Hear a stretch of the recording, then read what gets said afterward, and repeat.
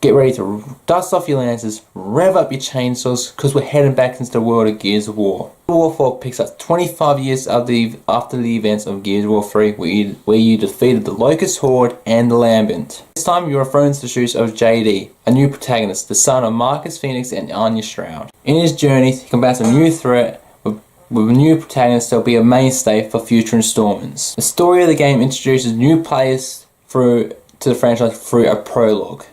This prologue covers major events that played a part in the Gears of War history, such as pivotal moments such as the Pendulum Wars, E-Day, and the final fight against the Locust Horde, where they were subsequently defeated. In one moment, you get to play alongside none other than a young Dominic Santiago. Once the prologue is done, you're then thrown into the shoes of JD as you attempt to infiltrate a COG facility. JD is joined by his childhood friend, Del, and Kate, who could be considered as his love interest. JD and Del used to be Gears, but then went AWOL when they found that the COG were not what they used to be.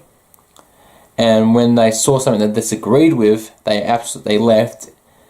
They left and joined the Outsider group. Outsider groups live outside the COG regulation and rules. So basically, they're free of what the COG can enforce on them. And this group is where Kate is based. This has led the COG going back to being a bunch of dicks to anyone who has disagreed with them. It's led from the front with new First Minister Jin, who tries to push her ideals down people's throats and try to create a whole new world enforced by the COG rules. She tries to explain everything that she's done bad is for the greater good, which is completely wrong.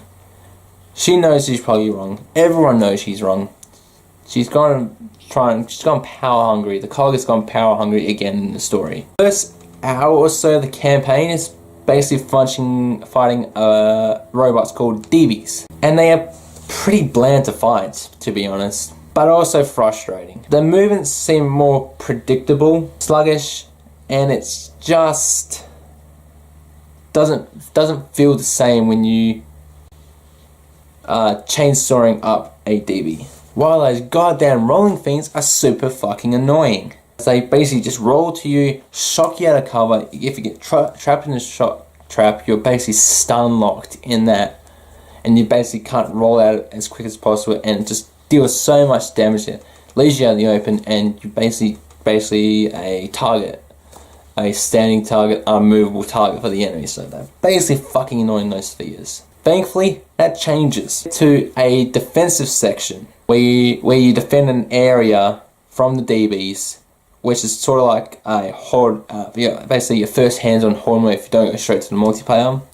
This basically just shows you what you can do, like build turrets, build defenses, and you got to use like a fabricator to exchange battle points into the fabricator to build those defenses. It basically improves this sort of part of the game where you find the DBs, because you get to dictate how you want the battle to proceed and how you can influence the battle. As I said, it's basically a tutorial for Horde mode. The story ramps up a notch when you join with none other than the man himself, Marcus Phoenix, a much more older and grumpier version of Marcus Phoenix. Once joined up, take on the next big threat, the Swarm, who have attacked Kate's group and your group and kidnapped everyone in that village. The Swarm are a much better enemy than the DBs. They are much better.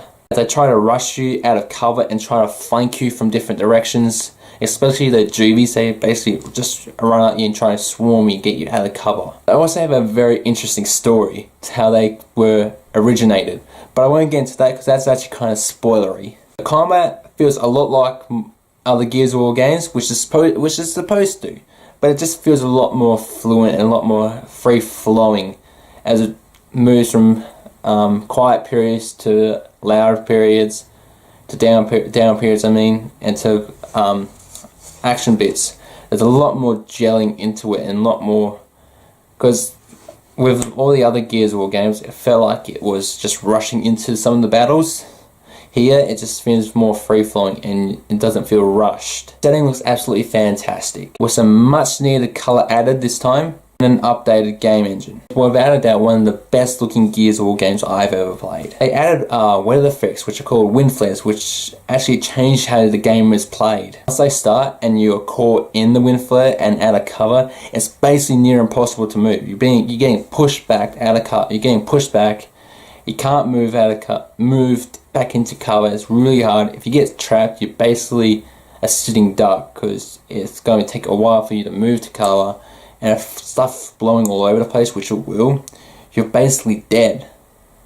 Debris will fly everywhere and you are dead. Now let's jump into the multiplayer. It's fast and action-packed. Definitely trying to appease to an esports background with some of these game types in the fastest style of play. There are 10 different maps, 8 different game types, which are all very solid additions to the game.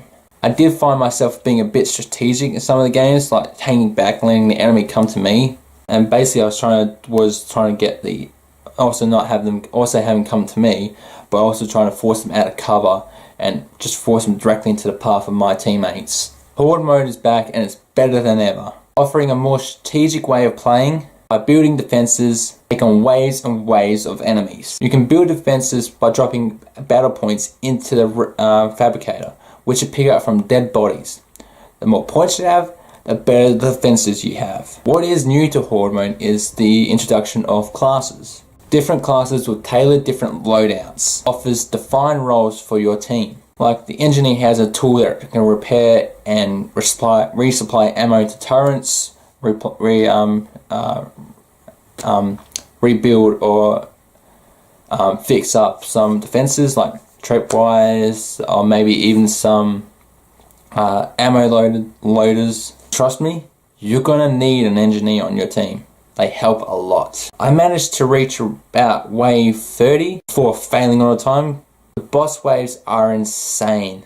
I suggest you play with about 5 people, because it does tend to get a lot harder. 5 friends, because it does get a lot harder.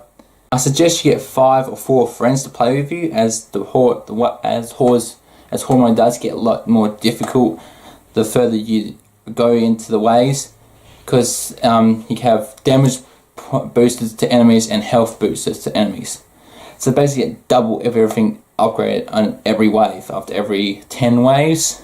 Now, the introduction of microtransactions is the bane of my existence. It's literally a cancer on the gaming industry. In Gears of War 4, they allow you to purchase caches, in which you unlock better loot, characters, and some XP boosts that you can use during multiplayer. I know that these don't influence the gameplay necessarily, and you don't have to buy them. No, you don't have to buy them. But why put them in?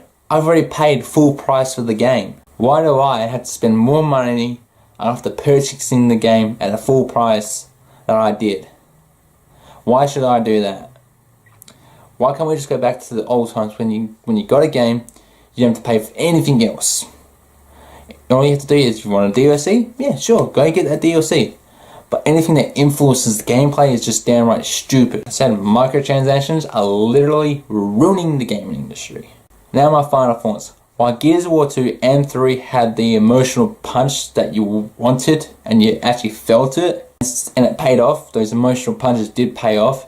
In Gears of War 4, the emotional punch really didn't pay off. It felt lacking, as you didn't really get to know the characters that much. But it did set up for a sequel, which everyone's looking forward to after that ending. That ending though. And this game has plenty more questions to be answered. And if you play the game, you'll have those questions to be answered, really. Gears of War 4 is a great inclusion to the series, and it continues to show why Gears of War is a staple piece for third-person shooters. With its free-flowing combat, great multiplayer, fun story, and an amazing setting. My final score for Gears of War 4 is a 9 out of 10. It's a great game, and as a Gears fan, I am so happy with this game that the new developers, the Coalition, do not ruin it and try to half-ass it. I'm so happy that they gave it the love and care that this game franchise deserves. So guys, I hope you enjoyed this video. Don't forget to leave a like, comment, share, maybe even subscribe. But until next time guys, I'm Carl Tander, and I'll catch you later.